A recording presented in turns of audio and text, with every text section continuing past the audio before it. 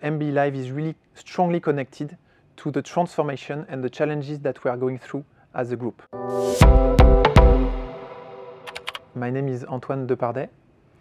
I am a Learning and Development Manager at Renault Group. In the last couple of years, we went through major transformations that led to an ambitious strategic plan called Renaulution, which was initiated by our CEO, Luca De Meo. On top of that, the pandemic was an opportunity for us to accelerate on the development of our key talents at a distance.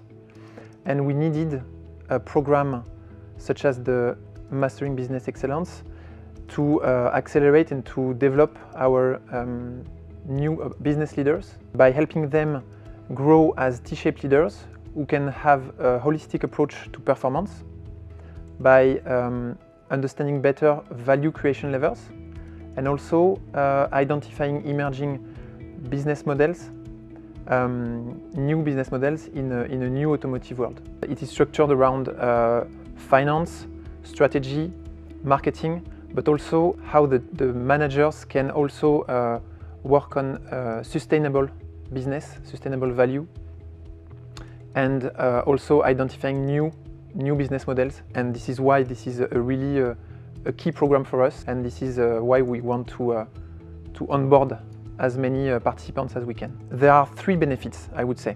The first one for us as a Renault Group is that the distance learning format enabled us to onboard more countries, more diversity in the program, because, for example, we onboarded managers from Colombia, South Korea and Iran, which is something that we could not have done on a residential format, and this is something that really helps us reflect the diversity of Renault Group. The second benefit is that the richness and the quality of the exchanges that our participants had with the CEDEP professors and the speakers really helped them better understand strategic and business challenges.